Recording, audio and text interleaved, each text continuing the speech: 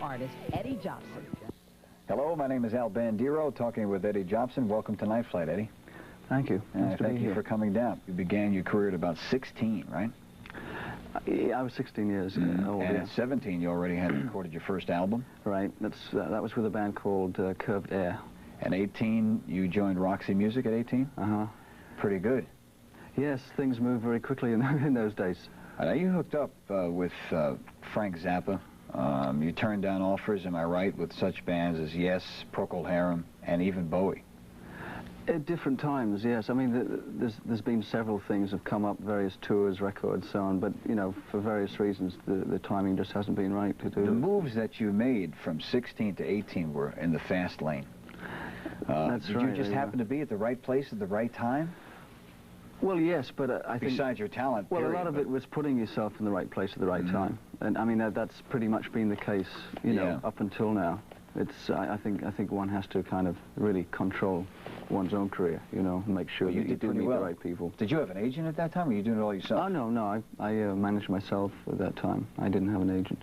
But most of the bands that I got to join, I joined because I was in a group who opened up for the, you know, for the major yeah, acts. let's refresh the memories of a lot of people, all right?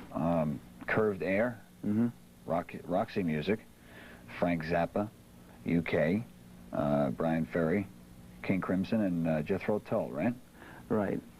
The people that I've played with. That you've played with. And toured. Well, you've had it, and you're, what, 28 now, right? I'm 28. Okay.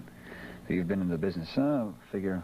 That's like 12 years, yeah. 12 years. I've done about 30 albums. I'd like to know what you learned from each band, if it was something personal or something. Let's start with Curved Air. Well, Curved Air was you know, obviously for any 17-year-old was like a great learning experience. I mean, it was, I matured very quickly in those years, you know, and up until about 19, you know, I seemed to sort of skip adolescence. I went from childhood to sort of adulthood almost because, you know, I was touring around the world, you know, with all of those bands, and Curved Air was the first band that I got to tour around Europe with. Curved Air now was the first band. How did you break into that band? I was in a group who were the opening act. There is a story, actually, that Curved Air were my heroes when I was 15. Yeah. But I was just like any other fan, and I used to stand backstage and try to touch them and everything else. And they had a keyboard player and a violin player who were both classically trained, as I was. And you know, they were the people I really admired. And so I knew all of their music. And they got to hear that I played all of their music, and so they invited me up to their dressing room when we were the opening act and asked me to play one of their pieces, which I did. And then when the keyboard player left, they fired the violin player and asked me to replace both of them, which was kind of strange, replacing two of your own heroes, you know, like a couple of years after I'd been in the audience. Let's go on with some of your other experiences, what you learned from. The next one would be Roxy Music. Well, Roxy, I mean, Roxy was just a fantastic period, really, in my life and career because I was still very young. I was 18, and, you know, I went around the world twice with Roxy, and you know, we made 5 albums, and Roxy, when I joined Roxy in '73, Roxy Music were the biggest band in England. The first album I did, Stranded, went straight to #1 in the British charts and stayed there for 2 months. And, you know, I mean, you can't not enjoy being in a band that is that popular, you know, for all of those years. But, I mean, the things I got out of Roxy weren't really musical ones, actually. I mean, it made me much more aware of performance and, and style. What did you get out of it? Well, I mean, Roxy Row was a fashion kind of band. You know, they set quite a few musical and fashion and hair sort of trends at the time, you know, and Brian Ferry, the lead singer, you know, it was, he always used to date models, and we were always surrounded with, you know, models and fashion designers. You're not complaining about that, are you? No, not at all. But, you know, I mean, the main thing from that was just sort of the experience of being in a band that is that popular, and, you know, starting to do TV and just generally all the touring we did. That was the band that brought me to America. And have all the other goodies that go along with a band like that. Right. Well, I got to come to America. You know, that was the band that first came here. Frank Zappa. Well, Zappa, I mean, by the time I joined Zappa, I already felt like, you know, an old... a seasoned pro? A seasoned pro. And I was 21, but you know, I'd been around for a long, long time, it seemed. And Roxy had disbanded in '76, and I felt that I needed to do something that would give me a little bit more musical credibility again, you know, because Curved Air were very much a technical kind of a group, and I needed something a little more challenging in that department, and I wasn't quite ready to form my own band at that time, so it seemed like the obvious thing to do would be to join the Mothers. So I moved to Los Angeles and joined Frank for a year, just 1 year. That's all I wanted to do. Stay with him 1 year. That's it. I said to Frank, you know, don't fire me for a year, and I won't leave for a year. And we shook hands, and a year to the week, I left. It was great. I said, thanks very much, very educational. Adios. No problems when you parted?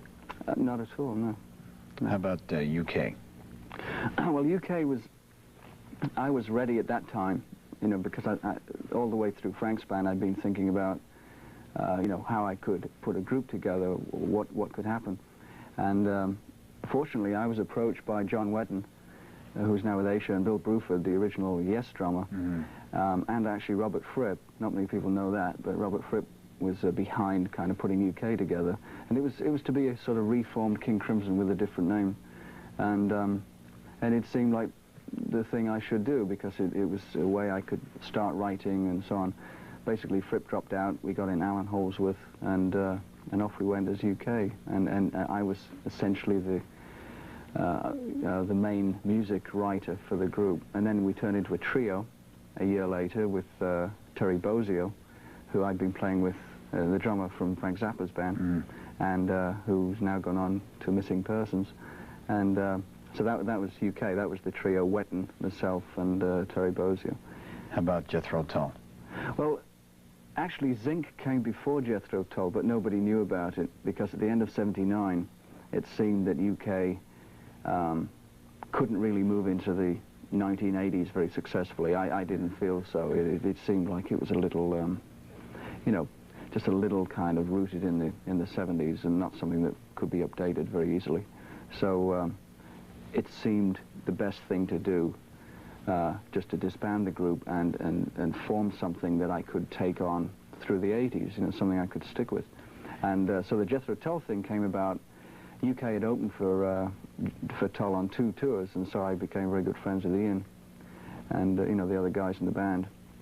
And the Tull thing came about as a solo album for Ian Anderson. Ian called me and said, would I play on his solo album? And I said, well, I don't really do sessions. Ever since I joined Frank, that was like the last session I wanted to do. And he said, well, this would be more like a collaboration on my music, my record, but, you know, I want you to come and do your style of playing on it. So I took over the then Zinc drummer to play with me on it, and we put the backing tracks down, and Chrysalis thought, oh, this is something that should be Jethro Tull, because it kind of sounds more modern and blah-de-blah. So after I left, they decided to make it into a Jethro Tull record, and next thing I knew, I was perceived as being a member of Jethro Tull. Which, oh, I see, you know, okay. So, I mean, I insisted that all of the credits on the album sleeve and so on all say special guests, so that people wouldn't think that I'd left UK to join Jethro Tull. So talking about these other bands that you played with, now, have you put all your experiences together from each one and now presented yourself as Eddie Jobson, or is that just an experience you have in your mind, but you don't put on stage or on record? Well, I mean, I like to think that I put, you know, all of my knowledge... Did you pick up a little piece from each one of the bands? I think so, in different ways, sure. Sure, yeah.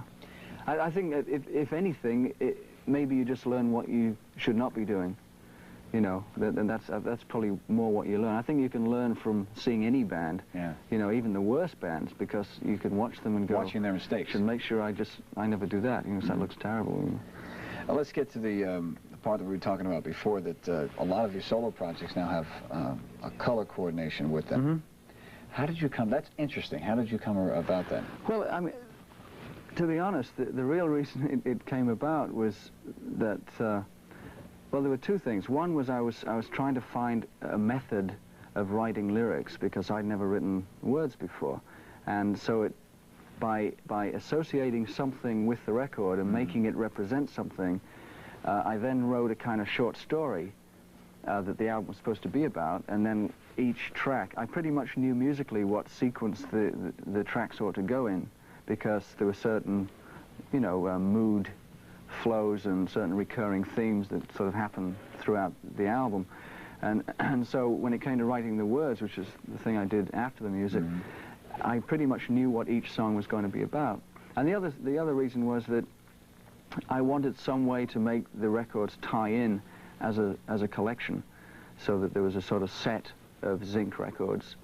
And Roxy Music did a similar kind of thing. All their album covers always had girls on them. This one I wanted to be a little broader than that, and also a lot simpler than that. And so just assigning a color, not just to the album, but in fact to the whole period, like an artist, you know, like Picasso's blue period. This is like Zinc's green period. And just everything you do, you know, the video, the violin, the see-through violin I play, just keep using the shirt I wear, you know. Money? There are lots of associations with green. For me, the associations that sprung to mind were things like naivety and the green light, the go-ahead, you know, sort of early beginnings, spring, the ground growing, you know. They just seemed like an appropriate color to start with.